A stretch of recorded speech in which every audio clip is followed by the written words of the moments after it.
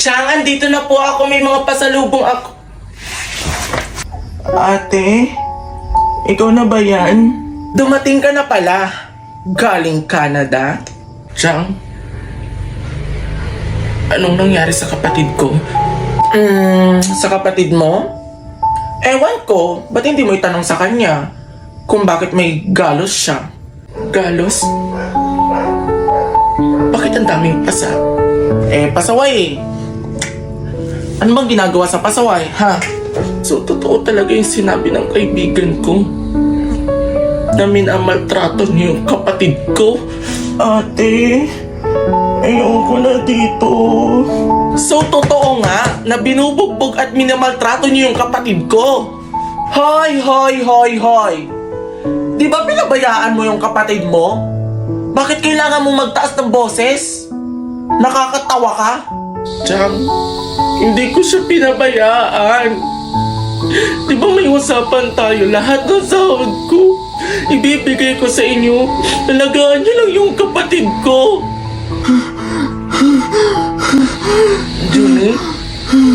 Juni, magpakatatag ka. Pupunta tayo ng hospital, okay? Ano ba yan? Ang arte? Mapa-hospital pa? Ang mahal-mahal sa hospital. Kung binibigay nyo na lang sa akin yung pang-hospital nyo, di nakatulong pa kayo dito sa mga bayarin sa bahay. Ate, hindi ka na ba aalis? Hindi na. Dito na si ate habang buhay. Hindi ko na kasi kaya, ate. Johnny, huwag ka naman magsabi ng ganyan. Ito na nga si ate, oh. Hindi na ako aalis. Dito na ako. Lilipat na tayo ng bahay. Ang drama niyong magkapatid. Tsaka huwag kayong maingay. Natutulog ako ay. Ate, pwedeng ako naman ba yung umalis? Huwag, Johnny. Sige, paano si ate? Johnny, wala na si tatay, wala na si nanay. Kapag nawala ka pa, ako na lang mag-isa. Sige ate, hindi na kita iiwan ate.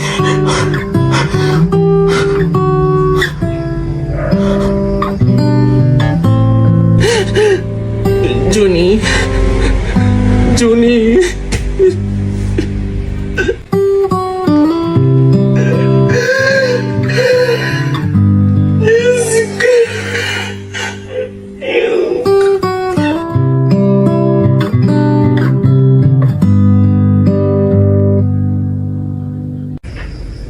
Ang arte mo, be.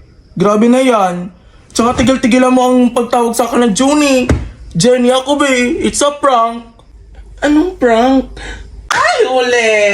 Na-prank ka namin, no? Tsaka hindi namin yan kayang gawin ng chowin mo. Anak na kaya turing namin dyan kay Juni. Love na love ko yan. Ang galing mo doon, pamangkin. It's a prank, pamangkin. Pasensya na, pamangkin, ha? Tsaka yung kaibigan mo na tumatawag sa'yo, kasabwat namin yun. Kung joke to, it's not funny. Hello, Tanggol. Magkita tayo. Kiray, singilin mo nga yung utang ni Ceci na 5,000. Tagal-tagal na nun, ha? Sige po, Inay. Inay, sabi niya wala daw siyang pera. Bakit daw ang kulit mo? Mag-antay ka daw kung kailan daw siya magkakapera. Saka alam mo naman daw, nagipit daw siya. Singil ka pa daw ng singil. Hindi naman daw niya kasalanan na wala daw siyang pera. Kaya magtiis ka daw po. Sinabi niya yon? Wait, teka lang.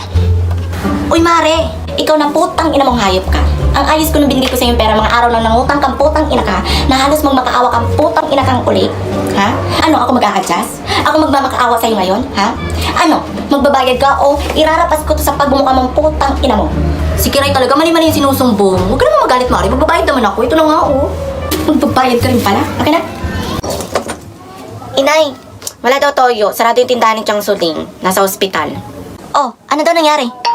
Oh, wait lang. Tatawag si Kumare. Hello? Oh, hello, Kumare. Ay, Kumare, kamusta? Okay naman. Oh, Kumare, si Chang Suling daw. Nasa ospital. Ay, Diyos ko, may sakit ata. Ano, si Chang Suling nasa ospital? Ay, wait lang, tawagan ko si Brenda. Hello, Brenda. Si Chang Suling daw nasa ospital, may sakit. Ano, Ceci? Nasa ospital, may sakit? Ay, COVID yan. Teka, tawagan ko si Jessa. Hello, Jessa. Si Chang Suling nasa ospital, may COVID. Ay, Diyos ko, baka may stroke yun. Matanda pa naman. Ano, may COVID na stroke? Teka, tawagan ko si Dayan. Hello, Dayan. Si Chang Suling nasa ospital na stroke daw, may COVID. Ay, baka ikamatay pa niya yun. Ano? Patay? Ha? Ay, chapi ka. Ay, Diyos ko, patay na si Chang Suling. Patay na si Chang Suling dahil sa COVID. Inay, ano nga sinasabi ng mga kapitbahay natin doon na patay na daw si Chang Suling? Ano, patay na si Chang Suling? Kanina nasa ospital lang yun ah. Inay, kaya nasa ospital si Chang Suling kasi nga naghatid ng ulam doon sa anak niya. Doon kasi nagtatrabaho kasi nurse bagay yung anak niya. Diyos ko, mga chismosa talaga dyan sa labas. Ay, isang gwapo talaga ng kumpare ni Papa. Anak. Ano po yun, tay? Ikaw ang magsauli ng boxer ni kumpare kagabi. Nakiligo kasi dito, naiwan niya to. Po? Oh, eto. สวัสดีค่ะนันโนตนะคะ I'm gonna pop some tags. Only got $20 in my pocket. I'm hunting, looking for a come up. Anong ginagawa mo? Wala po, tay. Tinitingnan ko lang kasi ang ganda ng klase eh. Nagpaplano ako magbili ng boxer.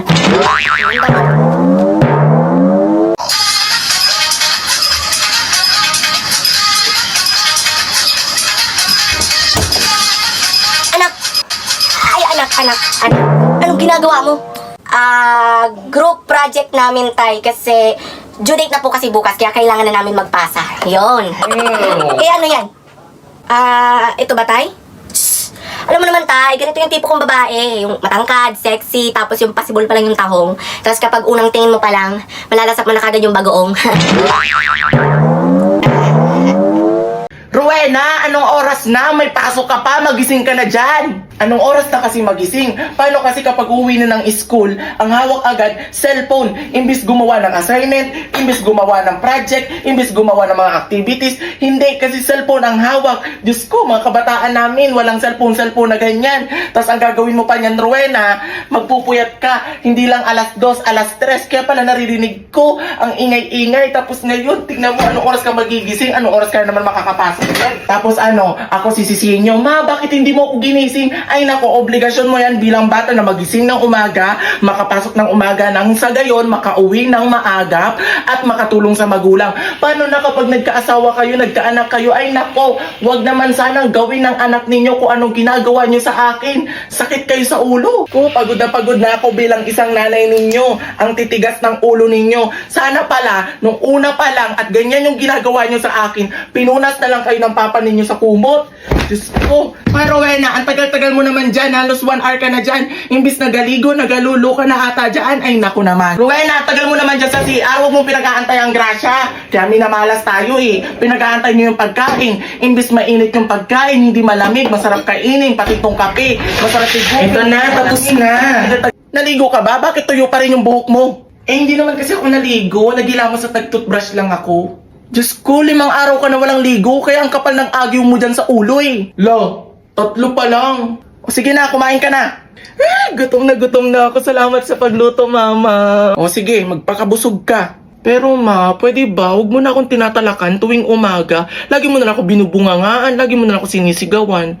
Kaya ma, please, huwag mo na akong sisigawan. O sige, hindi na ako magiging talakera, hindi na ako magiging bungangera. Mainit lang talaga ulo ng mama mo. O, ito, baon mo.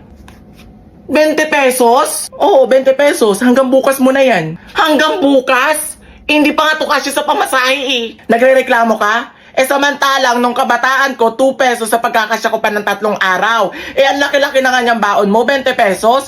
Eh yung mga ibang bata nga dyan, wala nang makain, wala pang pambaon, hindi nakapag-aral. Ikaw napakaswerte mo na nandyan ka sa ganyang posisyon, tapos nagre-reklamo ka pa. Eh samantalang 20 pesos na yaan, napakalaking halaga na yaan. Yung mga, ang hirap sa inyo mga kabataan, napaka-reklamador nyo na. Akala nyo, anak kayo ng mayayaman. Ay nako, iba na talaga ang panahon ngayon. Nung panahon namin, laro lang, sana nanatili na lang akong bata. Uy, kumpare, kamusta na? Uy, kumpare, napasyal ka. Okay lang ako, ikaw, kamusta? Okay lang din ako. O ano, shot? Sige. O teka, yan na ba yung bunso mo? La. Ito? Oo, bilis nga lumaki. Kaya pala. Hello, ang cute mo naman. Thank you po.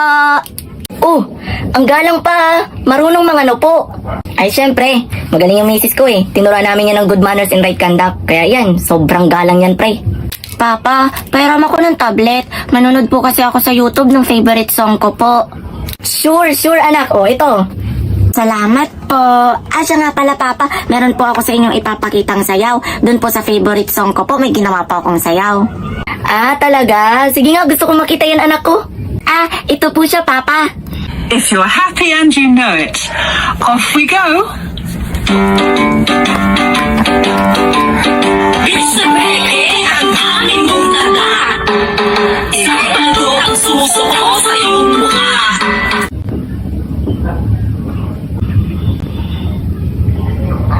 Di ba po, ang galing ko po?